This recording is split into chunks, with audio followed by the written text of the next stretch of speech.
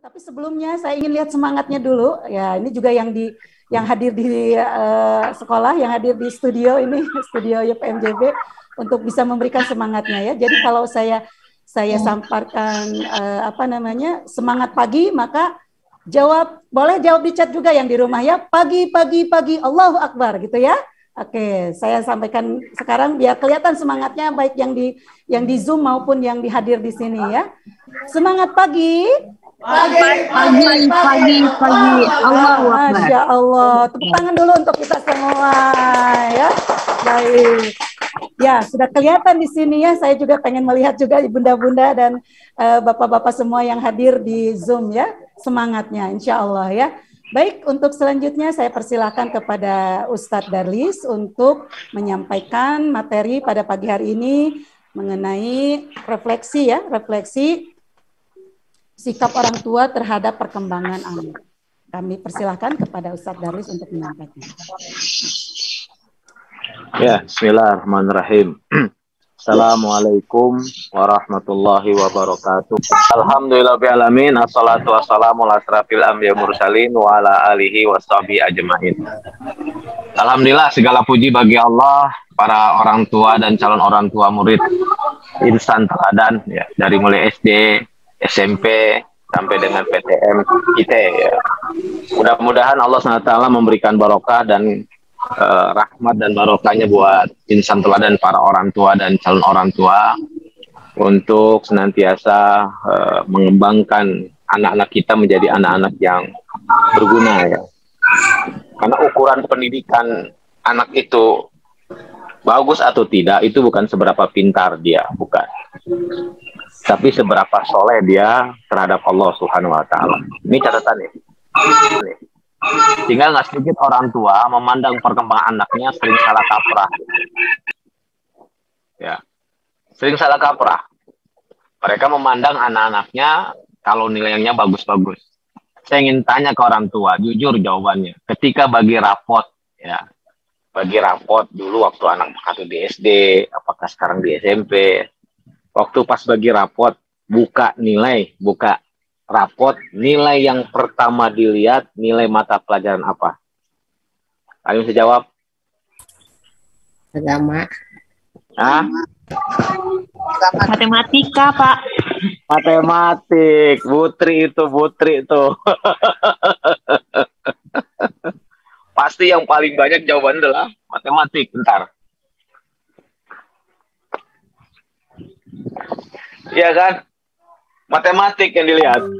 Matematik, semuanya matematik. Baru agama. Jarang agama, tapi ada ibu yang subhanallah jawab agama ya. Padahal ternyata dalam kaidah para ulama untuk mendidik anak itu, poin pertama itu adalah mengantarkan anak itu bisa mengucapkan la ilaha illallah ketika sakaratul maut. Nah, itu baru sukses pendidikan anaknya. Ya kan? Kalau kita bisa mengantarkan anak kita untuk mengucapkan la ilaha illallah saat sakaratul maut, itu sukses. Contohnya siapa? Lihat bagaimana Nabi Yakub. Kalau kita ingin merefleksi, lihatlah kehidupan para nabi. Nabi Yakub punya anak 12. Di antaranya 2 bersaudara, Yusuf dengan Binyamin. Ternyata saudaranya yang 10 ini nggak suka dengan Yusuf. Satu bapak loh, Nabi Yakub alaihissalam. Buktinya apa? Ketika Nabi Yusuf cerita kepada bapaknya Nabi Yakub, ketika dia bermimpi melihat bulan, bintang, matahari, sujud kepada Nabi Yusuf. Dan jawaban bapaknya luar biasa. Jawaban bapaknya apa? Jangan kau ceritakan mimpimu ini kepada saudaramu. Karena Nabi Yakub sudah mengenal anak-anaknya, memahami anak-anaknya, bahwa 10 anaknya itu tidak suka dengan Nabi Yusuf. Dia mungkin merasa ada perlakuan bapaknya yang memang tidak sama gitu. Kalau bahasa kita anak pilih kasih lah gitu. Nabi Yakub menyadari itu. Tetapi yang kita ambil pelajaran dari orang tua terhadap refleksi perkembangan anak adalah Nabi Yakub tidak pernah suuzon sama anak-anaknya. Walaupun dia tahu anaknya nggak suka dengan Nabi Yusuf. Dan terbukti kan? Ketika dia disuruh berburu bareng-bareng, Nabi Yusuf dikerjain oleh saudaranya, tapi tidak dibunuh, dibuang ke sumur. Pulang ke rumah, nangis, mengaku Nabi Yusuf dimakan oleh serigala. Nabi Yakub menangis. Dan tapi dia masih yakin bahwa anaknya Nabi Yusuf masih hidup. Walaupun ada darah di bajunya. Dan itu darah hewan sebenarnya gitu loh. Dan sampai saking sedihnya Nabi Yakub sampai buta dia matanya. Tetapi dia tidak pernah menyalahkan anak-anaknya. Yang jelas-jelas memang saudaranya yang salah. Saudaranya mengerjain, saudaranya yang membuat seperti itu sehingga Nabi Yusuf hilang. Ditinggal oleh saudaranya di hutan. Dan ternyata sampai bertahun-tahun nggak ketemu. Dan tidak pernah bapaknya Nabi Yakub terhadap anak-anaknya selain Nabi Yusuf dan Binyamin itu memandang negatif. Buktinya apa? Buktinya bisa Putri buka, punten Putri, surat Ali Imran, surat Al-Baqarah ayat 133, Putri, punten. Enggak, Putri? Ibu-ibu bapak-bapak, kalau yang punya Quran boleh dibuka, silakan. Al-Baqarah ayat 133. Temu? Kecil banget. Putri, ada? Ada, sebentar. Oh. 133, Ustaz? Ya, dibaca Putri. 133, sebentar, Ustaz. Ini kecil sekali ininya. Kecil ya? Baca artinya atau dengan itunya? Dengan terjemahan aja, terjemahannya aja. Terjemahnya. Apakah kamu menjadi saksi saat maut akan menjemput Yakub ketika dia berkata kepada anak-anaknya, apa yang kamu sembah sepeninggalku? Mereka menjawab, kami akan menyembah Tuhanmu dan Tuhan anak moyangmu, yaitu nenek moyangmu. Ya, nenek moyangmu Ibrahim, yaitu Ibrahim, Ismail dan Ishak, yaitu Tuhan yang Maha Esa, dan kami hanya berserah diri kepadanya. Lihat, kalau kita baca ayat itu, Allah langsung mengatakan am kuntum suhada. Apakah kamu tidak menyaksikan bagaimana menjelang matinya Nabi Yakub? Dikumpulkan anak-anaknya semua, ya kan? Yang 12 anak itu. Kemudian artinya bahwa ini untuk menunjukkan bagaimana akhir dari seorang orang tua memandang anaknya. Yang dia tanya kepada anak-anaknya yang 12 itu, Nabi Yakub berkata, mata budu min ba'di. Ini kan menjelang kematian Nabi Yakub, artinya anaknya sudah kumpul semua tuh 12-12-nya tuh. Sudah berkeluarga, sudah pernah cucu lah. Tapi ini jelas ceritanya adalah menjelang akhir hayatnya Nabi Yakub alaihissalam menceritakan kepada kita bahwa ternyata dari awal ketika kita baca surat Yusuf, bagaimana Nabi Yusuf tidak disuruh saudaranya, dengan kesabaran orang tuanya Nabi Yakub alaihissalam mampu menjadikan 12 anaknya orang yang sukses secara iman. Ini penting, arahan pendidikan anak kita, memandang anak kita begitu. Jangan orientasinya tadi, selalu dunia, selalu materi, selalu kepintarannya, ujung-ujungnya adalah biar dia kerja enak, dapat duit gede, banyak, hidup aman. Biasa begitu. Kan Allah sudah katakan, allazi jama'a malahu wa'addadah yasabu anna malahu akhlada. Kata Allah, banyak orang yang kerjaannya menghitung-hitung uang, nambah nggak. Wa'addadah yasabu anna malahu akhlada, karena mereka menyangka banyaknya uang, hidupnya akan aman, hidupnya akan safe. Maka nggak sedikit banyak orang tua, ibu-ibu mencari calon mantu, punya anak perempuan, mencari calon mantu laki-laki, dicek dulu kerja di mana, gajinya gede nggak, gitu. Banyak orang tua kayak begitu, padahal yang gede bukan gaji, yang gede itu gajah, so kebun binatang, gajah yang paling gede. Ya, Putri ya. Banyak terjebak. Akhir kita saksikan anak kita yang laki-laki menunda-nunda pernikahan. Kenapa? Belum punya duit. Padahal orang tuanya kaya. Allahu Akbar. Kalau punya rumah 2, punya mobil 3, anaknya mau nikah, susah. Kenapa? Mindset orang tuanya. Karena ukuran mapan seseorang gitu adalah ketika dia sudah bisa punya uang sendiri. Padahal dengan kisah Nabi Yakub ini, ketika dia bertanya kepada anaknya, mata buduna min ba'di. Dan jawaban anaknya luar biasa. Kan kalau kita jawab kan ditanya, apa sih yang kamu sembah? Pasti jawaban kita apa? Allah Subhanahu wa taala, gitu kan? Coba jawaban anaknya. Jawaban anaknya, na'budu ilahaka. Kami menyembah Tuhanmu, wahai bapakku. Maksudnya apa? Wahai bapak, kami satu visi. Wahai bapak, kami satu pemahaman. Wahai bapak, kami telah mempelajari dari bapak semua. Bapak telah mengajarkan yang benar. Itu dengan bahasa na'budu ilahaka. Disebutkan lagi wa ilah abaika Ibrahim, Ismail, Ishak, nenek moyang kita. Sampai ke Ibrahim alaihissalam. Makanya disebut bapaknya para nabi, Nabi Ibrahim, bukan Nabi Musa. Nabi Musa bapaknya manusia. Karena semua anak Nabi Ibrahim nabi, berhasil dia. Dengan doa Rabbana hablana min azwajina wa dzurriyyatina qurrata a'yun waj'alna lil muttaqina imama. Kan itu doa Nabi Ibrahim alaihissalam. Ya kan? Nah, ini seharusnya orang tua memandang ini bagaimana kita merefleksikan, melihat diri kita sebagaimana dicontohkan oleh para nabi. Contoh lagi Nabi Nuh alaihissalam. Sering dalam parenting keluarga, Nabi Nuh jadikan potret gagalnya sebuah keluarga. Kata siapa? Nabi Nuh, para nabi itu nggak gagal. Semua nabi yang Allah telah berikan wahyu, itu adalah nabi yang semuanya sukses menjalankan tugas dari Allah Subhanahu wa taala. Nabi Nuh alaihissalam, kita lihat ayatnya. Punten Butri, surat 66 ayat 10 Butri.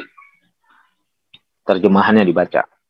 Biar kita sama persepsi kita tentang memandang anak kita dalam perkembangan anak. Ayat berapa, Ustaz? Ayat 10. 66 ayat 10. Kecilan ya. Maklum Ustaz. Sudah Kacamata Putri. Kacamata Putri. Kacamatanya nggak terpakai sebentar Ustaz. Ini yang gelap juga ininya. Atau ada orang tua yang udah ketemu, sok dibaca. Oh, udah boleh. 10 ya Ustaz, sebentar. Ya.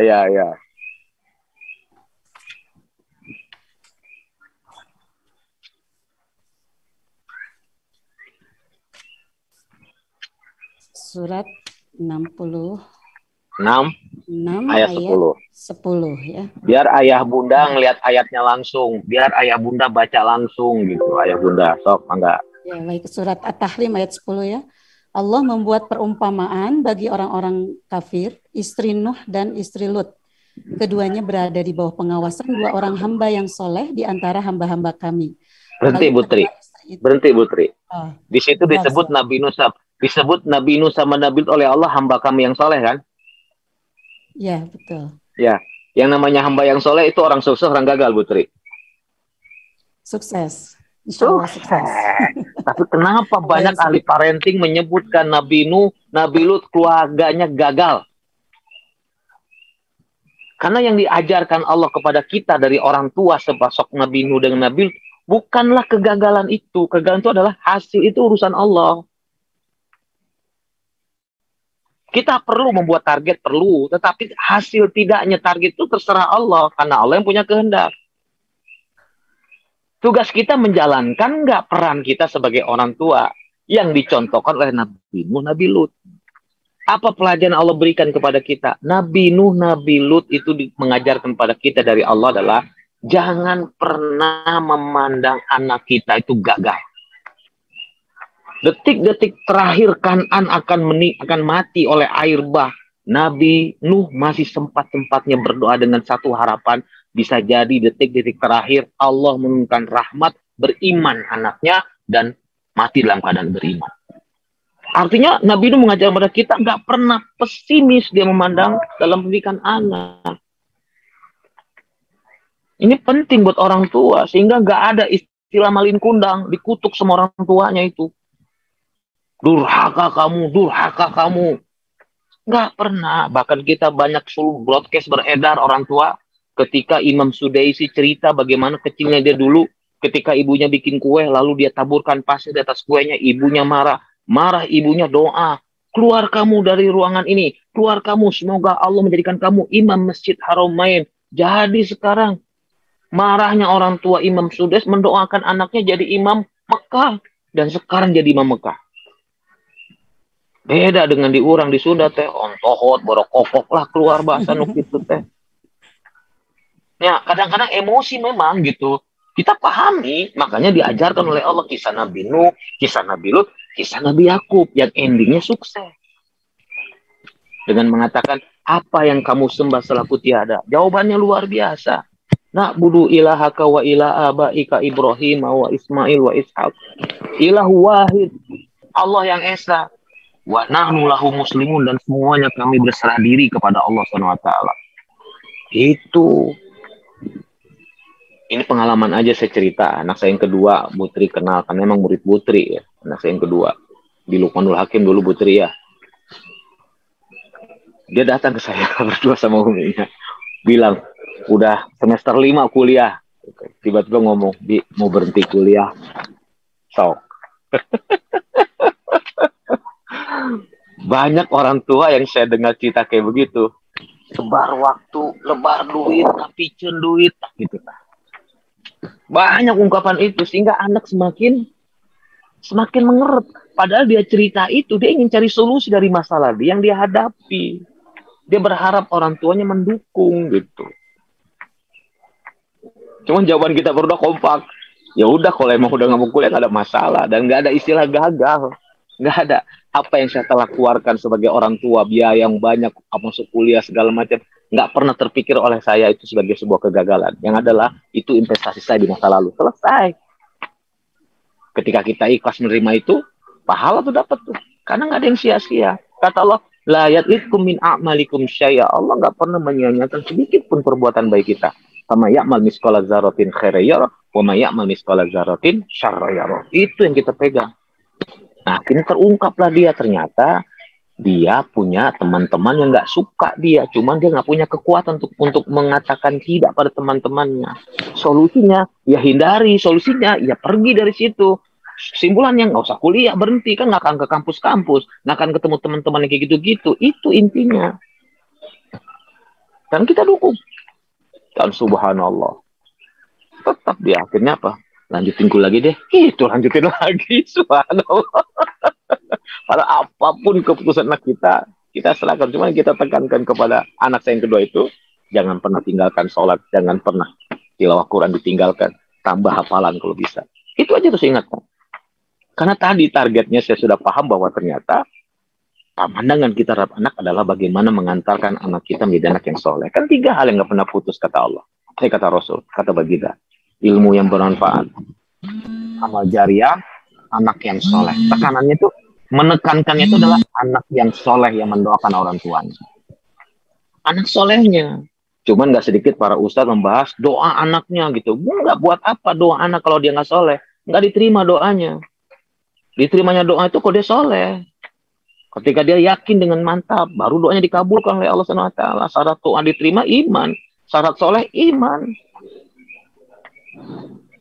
Nggak sedikit para ustadz menyampaikan doanya gitu. Bukan doanya, tetapi adalah anak yang soleh. Kalau anak yang soleh pasti mendoakan.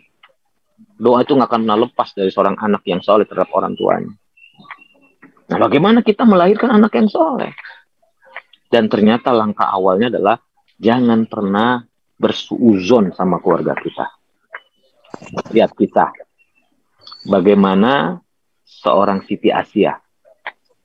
Siti Asia itu suaminya siapa, Putri? Fir'aun. Lihat curhatnya Siti Asia kepada Allah, tidak menyebut suami.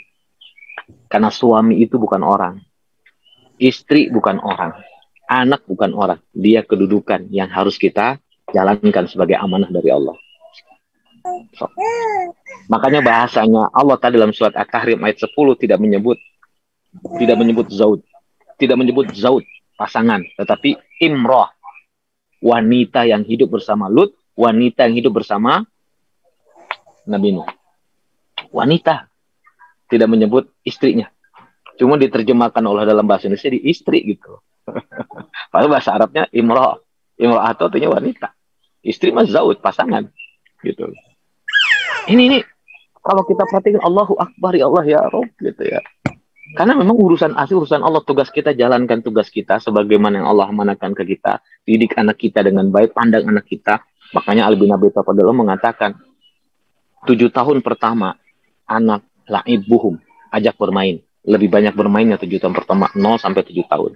7 tahun kedua, antara 8 sampai usia 14 adalah adib buhum.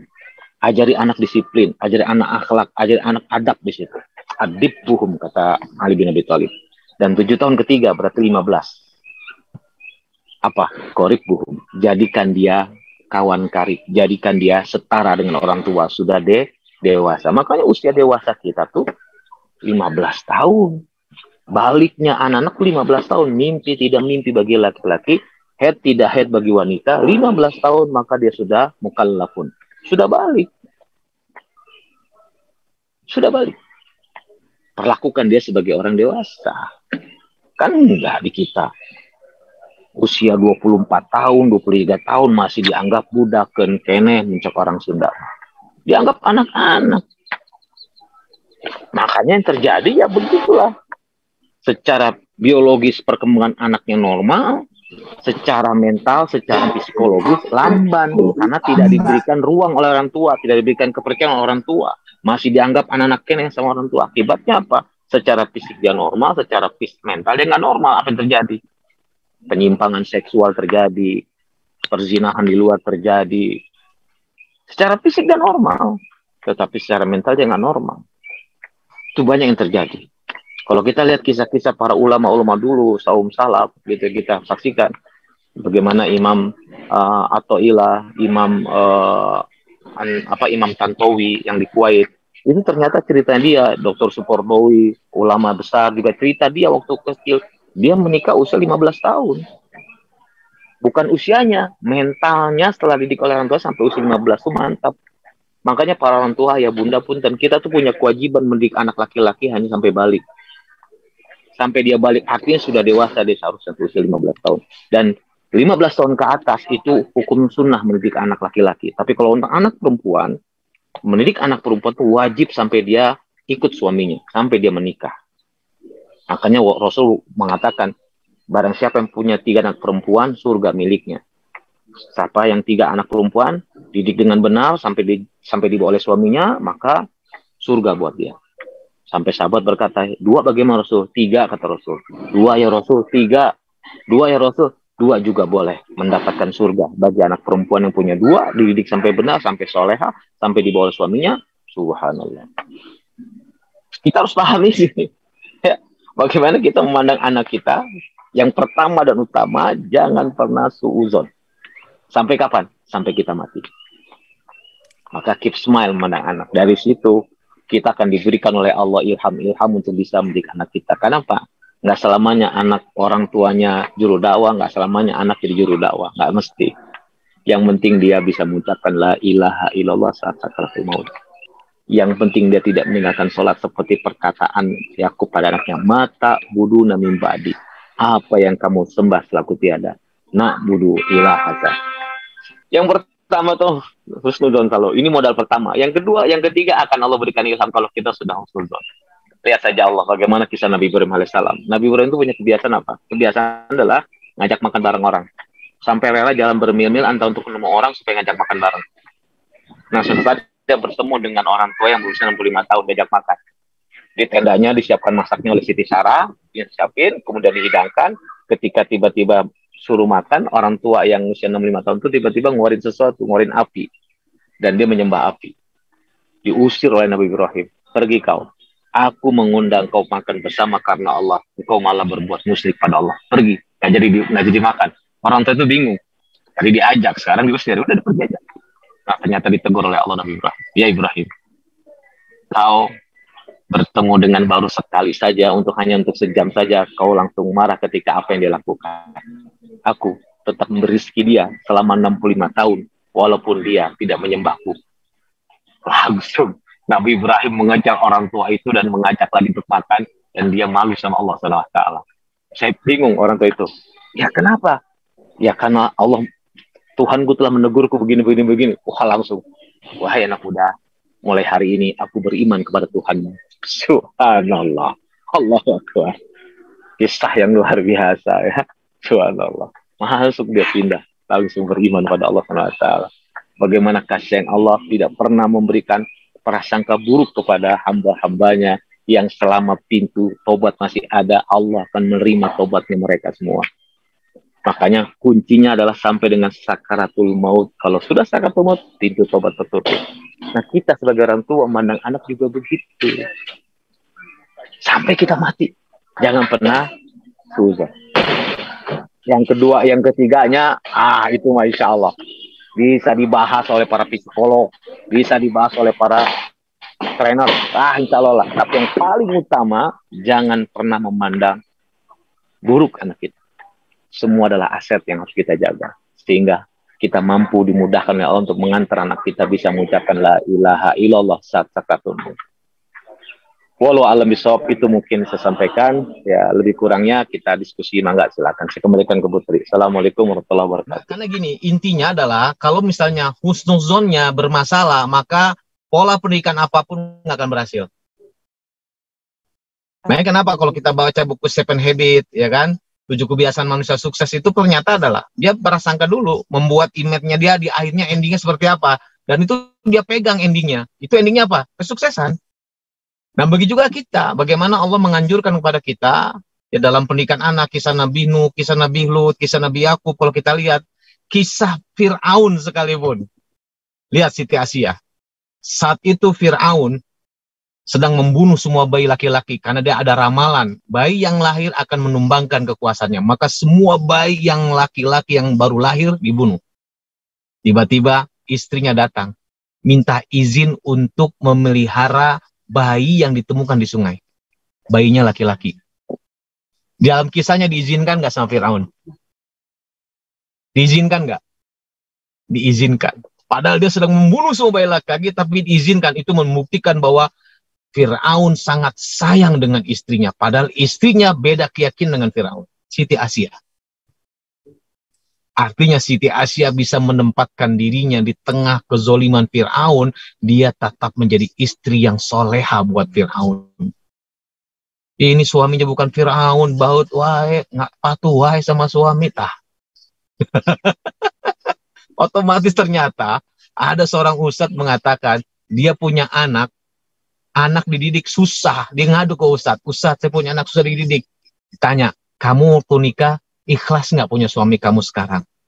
Ya awalnya dijodohin saat dipaksa, jadi saya ya gitu nerima gitu-gitu. Nah itulah buah dari ketidaksyukuran dengan suami, anak susah dididik katanya. Begitu yang kedua lahir, mudah Ustadz, iya karena kamu menerima suami kamu sebagai suami. Subhanallah, pengaruh ternyata. Ya, makanya husnuzon ini sangat penting dalam mendidik anak kita. Jangan pernah kita memvonis anak kita dengan bahasa saya telah gagal, anak saya bla bla bla. Bukan anak, tapi sebutlah nama anak kita sehingga kita memandang anak tetap positif dan anak kita akan kita ubah dengan kemampuan yang kita punya dan hasilnya terserah Allah. Nggak ada yang gagal apa yang kita kerjakan sekecil apapun kebaikan, walaupun nggak ada hasilnya sekalipun. Karena yang nilai adalah Allah Subhanahu Wa Taala. Selamat berjuang ayah bunda, selamat mendidik anak bunda. Semoga Allah mudahkan semuanya insya Allah. Amin. Amin. Mungkin ini perlu ini juga Ustadz, ada yang lewat chat atau ada yang ini dulu lewat langsung ya untuk menyampaikan kepada Ustadz yang bertanya atau mau enggak silakan. Ada yang mau langsung bertanya kepada Ustadz? Tidak ada, saya bacakan aja yang tertera di chat. Mohon ini dulu sebentar, operatornya dinaikkan ya. Oh pakai layar adik sekolah Ibu Tri ya? Iya, sebentar. Oke. Nah, mungkin satu aja. Bagaimana dengan anak yang ini dari Pak Joko ya, orang tua dari TKIT ya, juga alumni ya Pak Joko ini ya. Izin bertanya Ustadz, bagaimana dengan anak yang selalu memberikan argumen tiap diberi nasihat dengan berbagai macam alasan untuk membenarkan pendapat dia walau kita tahu itu salah. Nah, bagaimana nih Ustadz? Jadi gini, langkah pertama ya kepada anak yang seperti itu, jangan dibalas. Tetapi argumennya itu kita mainkan. Sehingga menjadi, argumen menjadi baik gitu loh. Kan selalu anak begitu, tapi kan suka begitu ya. Makanya kita dulu mungkin kita juga sering membantah gitu. Ketika anak kita belum punya kekuatan bicara, ketika dia mau ngomong kita udah potong duluan, kita potong duluan, kita potong lagi. Anak belajar orang tuanya. Nah yang kayak gitu sekarang coba kita banyak bersabar ya. Bahasanya jangan tinggi nadanya. Karena apa? Kalau dan tinggi nadanya berarti sudah seuzon tuh bermain. Wah ini kalau nggak digini anak saya akan begini nih. Wah ini kalau nggak digini anak saya akan begini. Kok begini terus, kok anak saya bantah terus. Itu seuzon itu. Seuzon. Ya, tetapi kita coba kita siasati dengan pendapat anak itu kita dengar sampai tuntas. Setelah dengar, kita cari celah di situ yang sebenarnya bukan ngebantah, tapi kita arahkan pendapat anak kita tuh menjadi arah yang benar gitu. Nggak mungkin berhasil sekali, dua kali. Ya terus aja kita usahakan. Terus lama-lama anak akan berubah insya Allah. Ya, saya kadang-kadang kalau anak saya yang kedua yang laki-laki itu suka ngelawan dalam arti ngebantah. Saya juga ngerenung akhirnya. Akhirnya sekarang ketika itu saya minta pendapat dia. Lebih banyak minta pendapat karena dia suka pendapat. Nih ada gini gimana? Abi mah gini, Abi mah gitu kan malah negur abinya. Udah jangan dibantah, dimain aja. Oh gitu ya, oh ya. Jadi harusnya bagian gimana? Habisnya harusnya begini nih, harusnya begitu. Nah, sehingga dia merasa punya peran, eksisnya diakui oleh orang tuanya. Lama-lama nanti bahasnya lebih lembut, Sokra. Ketika kita juga lembut.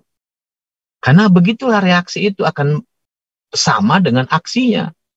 Kalau aksinya sudah seuzon, ya reaksinya juga begitulah, nggak jauh beda. Gitu. Nah, coba itu dulu lakukan, insya Allah Pak Ayah Bunda. Mudah-mudahan sambil itu berdoa sama Allah untuk dimudahkan anak kita untuk menjadi anak yang soleh atau soleha. Allah alam bisawab. Selamat berjuang Bunda ya.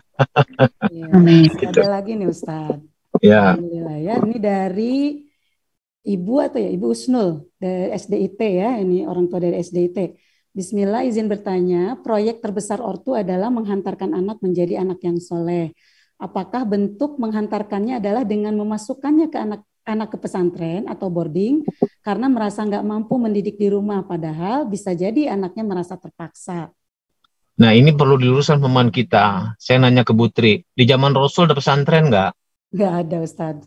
Jadi bukan pesantren intinya. Intinya adalah agama jangan ditinggalkan belajarnya. Masalah di pesantren, di rumah itu teknis. Tinggal kesiapan kita, kesiapan anak. Saya punya kesepakatan dengan Umi, anak harus ke pesantren. Ya, cuman tidak pernah memaksa ke anak. Gitu loh. Akhirnya mereka sendiri yang mau. Cara gimana untuk bisa mengkondisikan anak supaya pesantren? Saya bawa ke pesantren. Ini pesantren nih, kalau kamu mau lihat situasi pesantren kayak begini, dia ngeliat sendiri gitu. Nah sekarang pilihannya di kamu, mau pesantren atau umum. Kita bawa ke sekolah umum. Nih sekolah umum kayak gini kondisinya, gini-gini. Seperti itu. Baru kemarin kita ngumpul ya dengan para ustadz tentang bicara tentang sekolah pesantren. Ya ada lembaga mau bikin sekolah baru SMP IT gitu. Cuman muridnya masih sedikit gitu. Terus ada yang memberikan pengalaman, sabar, jangan fokus pada murid yang baru, coba bertahan dulu. Benar, ternyata begitu setahun itu cuma dapat 2 murid, tapi begitu tengah jalan 6 bulan itu banyak yang pindahan. Di bulan ke-7 itu banyak yang pindahan. Ternyata teman-teman SD-nya yang dulu masuk ke negeri, masuk ke swasta itu pada nggak kuat dengan lingkungan di situ, pada balik lagi. Itu keinginan anak awalnya. Begitu dia mau pindah lagi ke SMP yang baru, SMP yang dulu alumni SD-nya gitu kan, pada seneng orang tuanya. Karena SMP-nya adalah SMP Islam gitu. Balik lagi, ngumpul lagi gitu. Murid-muridnya jadi jumlahnya jadi 20, subhanallah. Padahal cuma 2 awalnya terima murid. Konsisten insya Allah. Karena lingkungan tuh mahal gitu. Anak akan merasakan ketika dia sudah merasakan dia. Dan jangan pernah bilang gagal kalau pindah sekolah anak kita. Duit tuh banyak keluar kemarin. Enggak. Itu sudah kebaikan. Itu sodakoh yang terbaik buat orang tua. Enggak ada yang gagal. Allahu Akbar. Yang sudah. Kita fokus ke depan. Anak kita jadi anak yang soleh insya Allah. Dengan kemampuannya dia. Dengan keberagaman dia. Bukan karena bapaknya. Nggak kan sama bapak dengan anak gitu. Lihat aja bagaimana Nabi Yakub mengatakan pada anaknya, ditanya cuma 1, mata budu namim ba'di. Jawabannya nak budu ilahaka. Udah selesai. Subhanallah. Mau jadi petani, mau jadi pelayan, mau jadi apa, nggak ada masalah. Yang penting nak budu ilahaka. Insya Allah. Begitu ya Bunda, ayo Bun, ayo Ayah. Pokoknya jangan pernah gagal, Nggak ada kata gagal. Iya. Masih banyak Ustadz pertanyaannya nih ya. Oh, subhanallah, banyak banget ya. Assalamualaikum, bagaimana upaya terbaik untuk mencegah anak-anak terpapar dari efek buruk lingkungan, baik dari dunia maya, internet, game, dan lain-lain, maupun nyata pergaulan sehari-hari? Jadi gini ya, itu lingkungan bisa kita hindari nggak? Nggak bisa, Ustadz. Nggak bisa, karena emang udah zamannya. Berarti kita berikan kekuatan anak kita. Caranya, oh ya bunda jangan banyak melarang. Jangan begini, jangan begitu, jangan begini, jangan begitu gitu. Ya sudah, berikan ilmunya, yaitu ilmu dia beribadah pada Allah. Gimana caranya? Kita mulai. Jangan pernah nyinggung lingkungan-lingkungan yang buruk dulu, yang kamu nggak boleh begini, kamu. Anak kalau belum punya mental yang kuat, susah. Dan akan mudah kepengaruh. Karena lingkungan sekarang beda teman-temannya. Dijebak kebanyakan. Nih minum nih, minuman air soda. Ternyata dicampur dengan minuman keras, campur dengan narkoba. Apa? Udah ketagihan susah. Jangan pernah ketika anak kita terjadi kena narkoba, jangan pernah memandang negatif anak kita. Justru itu teguran Allah buat kita. Ya, saya punya adik gitu, adik yang paling bungsu, terpapar narkoba. Allahu Akbar, sampai orang tua datang ke saya. Bagaimana caranya? Ayo, orang tua saya tetap memandang positif anaknya. Saya juga tetap memandang saya adik saya sesuatu yang baik. Terus kita bawa, akhirnya dia mau berobat pesantren di Inaba. Sampai 2 tahun, sampai sebersih-bersihnya. Cuman ilmunya belum ada. Pesantren lagi 4 tahun.